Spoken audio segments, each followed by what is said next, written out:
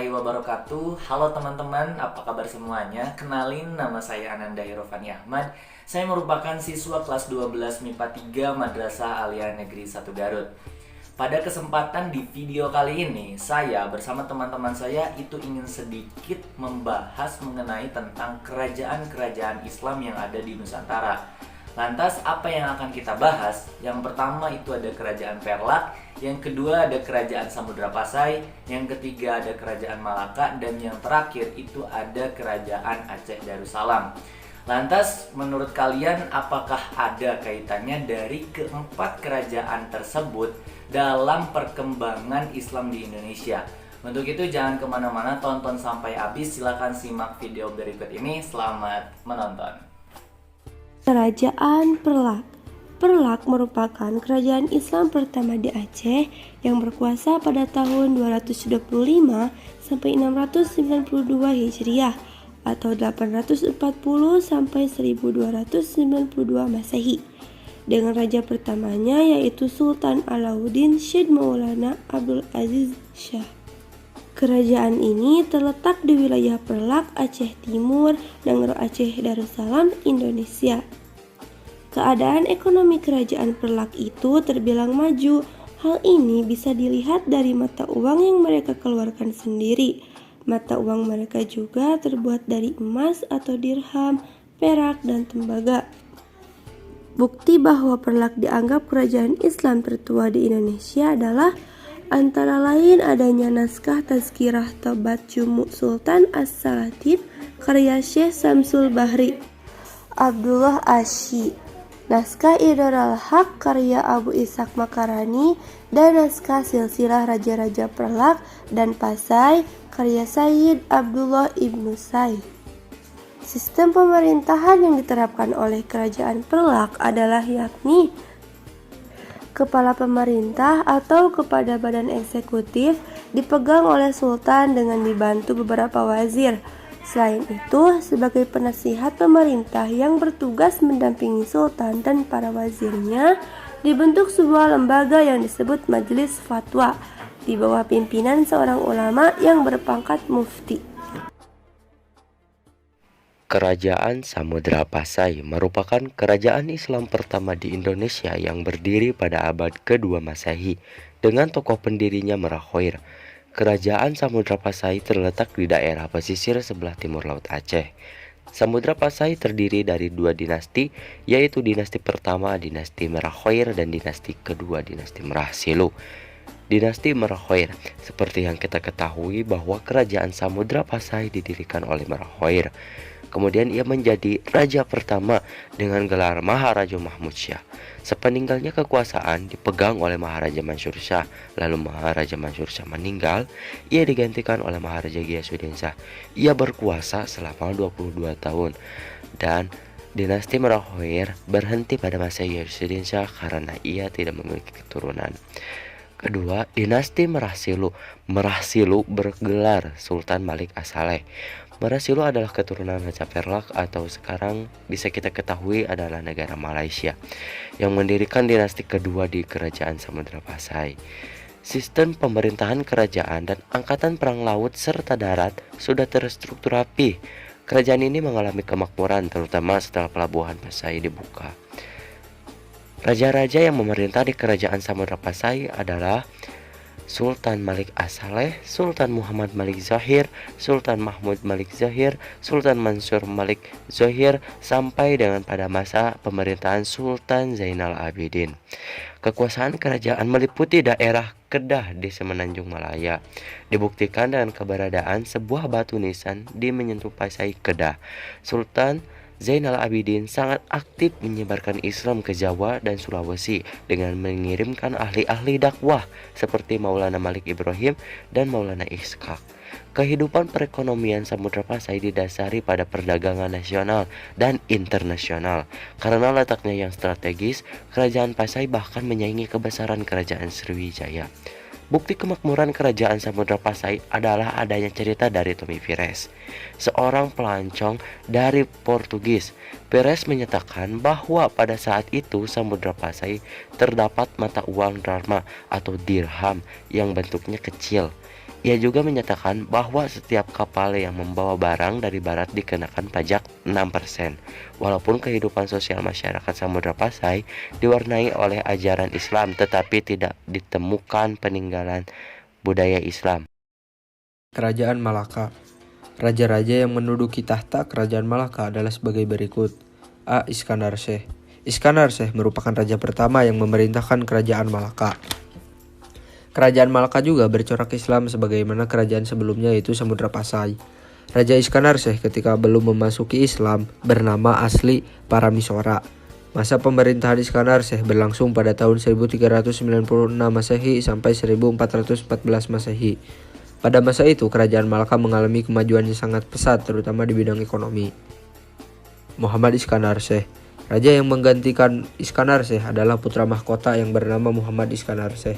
Kerajaan Malaka merupakan kerajaan maritim karena letaknya yang ada di pesisir yang strategis. Dilihat dari posisi ini, maka pemasukan utama kerajaan Malaka berasal dari hasil laut. Dari letak dan struktur masyarakat yang sebagian besar bekerja sebagai pedagang dan nelayan, memungkinkan pola kehidupan sosial bermasyarakat dipengaruhi oleh pola hidup kelautan atau maritim. Pola hidup tersebut berpengaruh terhadap status sosial ekonomi, yaitu para pedagang dan nelayan Malaka berkedudukan sosial dan ekonomi lebih tinggi dibandingkan dengan kaum petaninya. Bahasa sehari-hari yang digunakan adalah bahasa Melayu.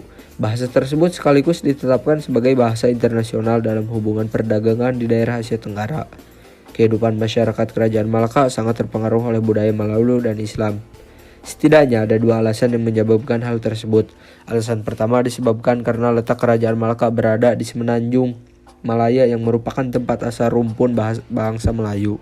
Alasan kedua adalah adanya faktor agama yang disebarkan oleh para pedagang Islam dari Gujarat dan Persia sehingga mempengaruhi kebudayaan masyarakat Malaka. Dalam hal keagamaan, kerajaan Malaka menetapkan agama Islam sebagai agama negara karena mayoritas penduduknya beragama Islam. Dalam dunia kesusastraan, kerajaan Malaka mempunyai hikayat yang sangat terkenal dalam masyarakat. Kisah budaya masyarakat Malaka tersebut adalah hikayat kepahlawanan Laksamana Hang Tuah. Ia hidup pada masa pemerintahan Sultan Masyhur Sheh dan merupakan salah satu laksamana kerajaan Malaka yang sangat berjasa pada kerajaannya. Kerajaan Aceh Darussalam. Kesultanan Aceh didirikan oleh Sultan Ali Mughayat Shah pada tahun 1496. Wilayah kekuasaan kerajaan Aceh meliputi Provinsi Aceh, Pesisir, Sumatera Utara, dan Semenanjung Melayu. Kerajaan Aceh mencapai puncak kejayaan di bawah kepemimpinan Sultan Iskandar Muda 1607 sampai 1636. Kehidupan ekonomi masyarakat Aceh adalah dalam bidang pelayaran dan perdagangan pada masa kejayaannya. Perekonomian berkembang pesat. Pengusahaan Aceh atas daerah-daerah pantai barat dan timur Sumatera banyak menghasilkan lada. Sementara itu, Semenanjung Malaka banyak menghasilkan lada dan timah. Beberapa faktor pendukung kerajaan Aceh berkembang pesat yaitu letak ibu kota Aceh strategis di pintu gerbang pelayaran dari India dan Timur Tengah yang akan ke Melaka, Cina atau Jawa. Pelabuhan Aceh atau Olele memiliki persyaratan baik sebagai pelabuhan dagang Aceh, mengembangkan pola dan sistem pendidikan militer.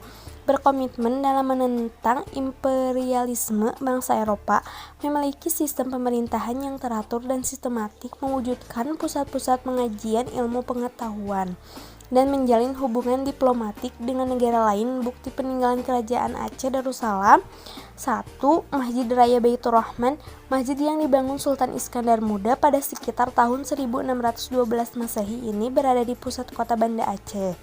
2. Benteng Indrapantra.